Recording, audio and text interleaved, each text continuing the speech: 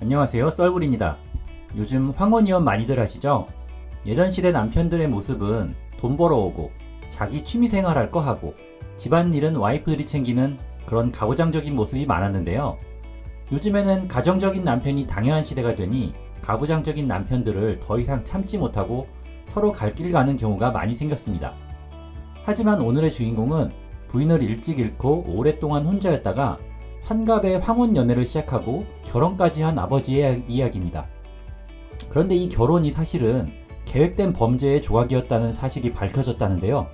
사연 시작 전 구독, 좋아요 부탁드립니다. 그럼 오늘의 사연 시작합니다. 안녕하세요. 전 30살 평범한 직장인입니다. 요즘 제가 무서운 일을 겪고 여러분들도 조심하시라 글 써봐요. 아니 정확히 말하자면 제가 아니라 저희 아버지에게 일어난 일인데요. 아버지가 나이 60에 재혼을 하시다가 겪은 일입니다. 저는 처음엔 이 결혼을 반대하려다 아버지가 너무 좋아하셔서 찬성하긴 했는데 결혼 후 정말 말도 안 되는 일을 겪었습니다. 그때 강하게 반대를 안 했던 제 탓인가 싶기도 하고 세상이 이렇게 무섭기도 한가 싶어서 글로 써봅니다. 저희 어머니는 제가 중학생 때 돌아가셨습니다. 췌장암이셨는데 암을 발견했을 때는 이미 손 쓸 수 없는 상태였어요. 아버지가 의사이신데 본인이 의사이면서도 와이프의 병을 발견하지 못했다는 죄책감에 꽤 긴 시간을 괴로워하셨어요. 그때가 아버지 나이 45대입니다. 아버지는 그 이후로 다른 여자분들에게 눈길 한번 주지 않으시고 일하시며 저와 제 동생을 키우는데 전념하셨습니다. 제가 대학생 때 아버지와 술을 마시며 아버지도 이제 재혼 생각해 보셔도 되는 거 아니에요? 저도 이제 대학생이고 동생도 이제 다 컸잖아요. 저희는 괜찮으니까 아버지 마음 가는 대로 하셔도 저희는 다 이해하고 말씀드렸어요. 하지만 아버지는 내 나이 이제 50인데 누굴 새로 만나겠니? 너희가 결혼할 때 데려오는 사람이나 새 가족으로 받아들이는 거지 난 생각 없다 하고 잘라 말씀하셨어요. 그 이후로도 아버지의 생각은 변함이 없으셨고 그렇게 환갑이 되신 거죠. 다행히 저희 세 가족은 어머니의 죽음을 받아들이고 보통의 가정과 다를 바 없이 잘 지내왔습니다. 그런데 최근에 아버지가 좀 달라지셨어요. 어느 순간 옷도 많이 사시고 저녁 약속이 있다며 저녁은 알아서 챙겨 먹으라는 말도 자주 하셨습니다. 내심 저와 제 동생은 아버지께 여자친구라도 생기신 건가 했습니다. 뭐 저도 이제 30이고 동생도 곧 대학 졸업 예정이니까 언젠가는 저희 둘도 결혼해서 집을 떠날 테니 남은 여생 아버지도 집에 혼자 덩그러니 남겨지는 것보다는 마음 맞는 누구라도 만나서 잘 지내시면 자식된 입장에서도 마음이 한결 놓일 것 같았습니다. 그래서 아버지께 넌지시 여쭤봤어요. 아버지 혹시 요즘 연애하세요? 아버지는 몰래 나쁜 짓 하다 걸린 어린아이처럼 당황하시며 그래, 그렇게 되었다. 티가 많이 났니? 하하. 네, 요즘 아버지 표정도 밝아지시고 옷도 신경 많이 쓰시고 하셨잖아요. 전 무조건 아버지 응원하니까 아버지가 행복하시다면 저도 좋습니다. 화이팅 하고 응원해드렸어요. 아버지는 멋쩍으신 듯 그래, 고맙다. 내 때가 되면 너희들에게도 소개시켜주마. 출근 잘하고 오늘 저녁도 데이트 가 있으니 저녁은 동생이랑 알아서 먹어라. 하고 출근했습니다. 아버지가 저렇게 환하게 웃으시는 모습을 정말 어머니 돌아가신 후 처음 보는 거였어요. 어떤 분인지는 모르겠지만 다행이다 싶었습니다. 그렇게 3개월 정도가 지나고 아버지께서는 이제 저희에게 자신이 만나는 여성분을 소개해주고 싶다고 하셨습니다. 결혼도 생각하고 있다고 하시면서요. 저희 남매는 적극 찬성이니 언제든 인사하고 진행하시라 했습니다. 아버지께서는 그러면 이번 주 금요일 저녁 식사를 같이 하자고 했습니다. 저와 동생은 드디어 아버지도 본인 인생을 사시는구나 싶어 기뻤습니다. 금요일 저녁 퇴근하고 예약한 식당으로 갔습니다. 아버지와 아버지 여자친구분께서 먼저 와서 기다리고 있었습니다. 멀리서 보니 생각보다 젊어 보이셨습니다. 그리고 테이블로 가서 안녕하세요, 첫째 아들입니다 하고 인사를 하고 여자친구분의 얼굴을 보니 딱 봐도 제 또래로 보이는 여성이 앉아있는 겁니다. 전 순간 당황하여 굉장히 동안이신가 봐요. 엄청 젊어 보이시네요 하고 대화를 시작했습니다. 그랬더니 아버지께서 멋쩍게 웃으시며 그렇지?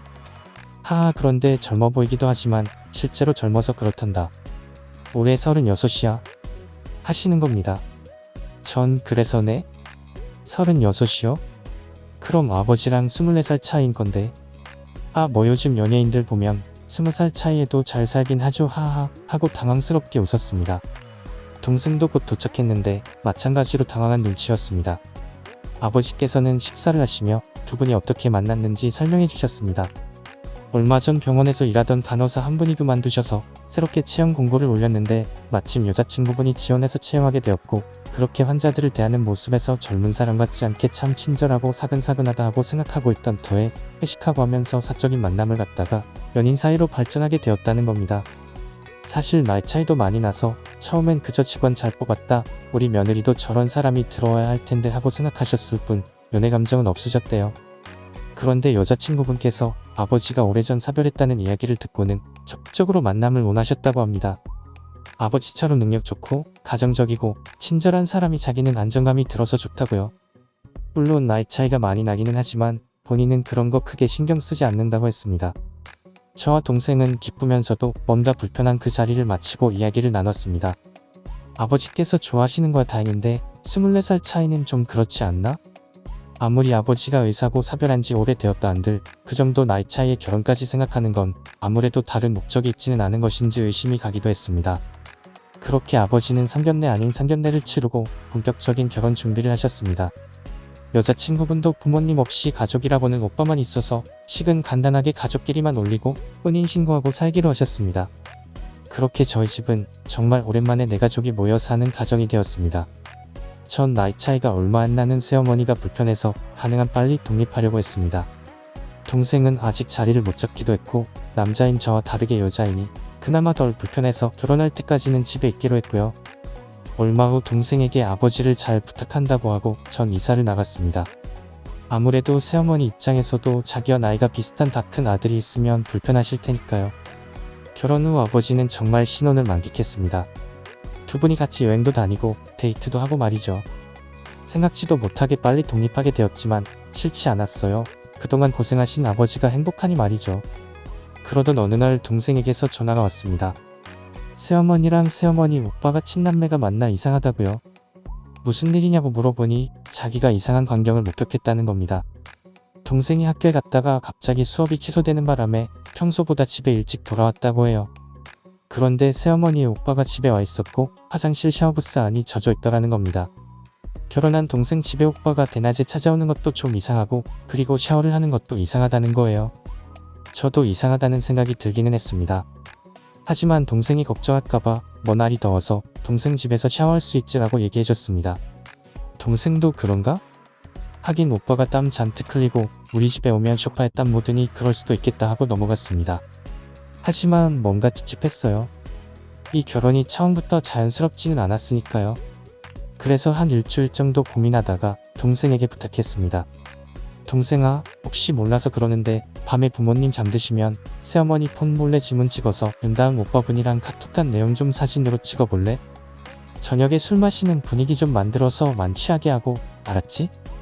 동생은 갑자기 왜 그거 좀 이상한데 뭐 때문에 그래? 하길래 지난번에 네가 낮에 새어머니 오빠 오셨었다 했잖아. 그게 좀 걸려서 확인할 게 있어서 그래. 어렵겠지만 부탁할게. 아니면 나도 가서 내가 술 마시자고 해도 되고. 동생은 자기가 술이 약해서 술자리를 끌고 가기 어렵다고 제가 와서 술만 많이 먹이면 나머지는 해보겠다고 했습니다. 저는 오랜만에 집에서 저녁 먹고 싶다고 하고 반주도 한잔 하자고 했습니다. 와인 좋은 거 3병 사들고 가서 저녁 식사를 했고 다 비웠습니다. 우리 가족은 동생 빼고 모두 취했고 일찍 잠이 들었죠. 그렇게 술에 취해 깊은 잠을 자고 있는데 누가 절 흔들어 깨웠습니다. 머리야 하고 일어났는데 동생이 절 흔들고 있더라고요. 오빠 빨리 일어나봐. 큰일 난 것 같아. 저는 잠이 덜 깬 상태로 무슨 일이야 했습니다. 동생은 새어머니의 폰을 열었는데 이상한 내용들이 있다는 겁니다. 오빠분과 나눌 대화가 아닌 것 같다고요. 카톡 대화창에는 연인끼리 할 법한 대화들이 가득했습니다. 보고 싶다. 낮에 집으로 오는 건 딸년 때문에 위험할 수 있으니 밖에서 만나자. 사랑한다 이런 내용들이었죠. 그리고 이런 내용도 있었습니다. 늙은이랑 지내는 거 짜증난다. 빨리 처리하자. 늙은이를 어떻게 처리할까? 니코틴 중독시킬까? 보고독을 먹일까? 이런 내용들이었습니다. 오빠라는 사람은 아직 재산 파악이 안 되었으니까 네 이름으로 돌릴 수 있는 것들은 돌려놓고 천천히 처리하자고 했습니다. 제대로 낚은 것 같으니 최대한 뽑아먹자면서요. 아무래도 늙은이는 저희 아버지를 말하는 것 같았습니다. 전 일단 카톡 대화들을 제 폰으로 사진을 찍고 동생에게는 아무 일도 없는 척 하라고 했습니다. 두려웠습니다. 저 내용이 진짜라면 저희 아버지를 살해할 계획을 갖고 접근한 거니까요. 처음부터 이상했던 기분이 틀리지 않았던 겁니다. 저는 일단 카톡 내용들을 정리해봤습니다. 그러니까 오빠라는 사람과는 실제 남매가 아니고 사실은 연인 관계인 거고 저희 아버지의 재산을 노리고 아버지를 살해하려는 목적으로 결혼했고 지금은 탐색 중인 것으로 보였습니다. 다행히 아직 재산을 넘긴 건 없고 차 한 대 사준 게 다인 거고 자연스럽게 살해할 방법을 찾느라 당장 살해를 시도할 것 같지는 않았습니다. 전 우선 아버지께 말씀드렸습니다. 카톡 대화를 보신 아버지는 큰 충격으로 아무 말씀도 없으셨습니다. 전 아버지께 변호사를 선임하여 고소할 테니 그렇게 알고 있으시라 했습니다. 그리고 당장 새어머니를 집에서 내보내라고 했고요. 카톡 내용들을 토대로 새어머니와 그 오빠라는 사람, 아니 지금은 법적으로는 내연남이 되겠군요. 그 둘을 살인 공모 혐의로 고발했습니다. 동시에 혼인 무효 소송도 같이 진행했습니다. 현재 그 둘은 그냥 농담으로 했던 말이다, 증거 있냐 하면서 발뺌하는 중이고 혼인 무효 소송도 자기는 받아들일 수 없다, 이혼할 거면 위자료 내놔라 하며 적반하장의 태도를 보이고 있습니다. 물론 둘이 친남매 관계도 아닌데 친남매인 것처럼 접근한 것부터 사기의 증거가 되어 문제없이 해결될 것 같고요. 저희 아버지는 인생의 마지막 사랑이 찾아와서 행복해하고 있었는데 하루아침에 큰 상처를 받으셨습니다. 이제는 더 이상 새로운 사람을 만날 생각이 없으니 너희나 빨리 결혼해서 손주를 데려오시라 하시네요. 남은 여생은 그동안 당신이 저희를 키워주셨던 것처럼 손주를 키우며 보내고 싶다고요. 아버지의 행복을 비는 자식 입장에서 처음에 이상했던 부분을 짚고 넘어가지 못한 저의 불찰인가 싶기도 하고 세상 참 무섭다는 생각을 하게 만드는 일이었습니다.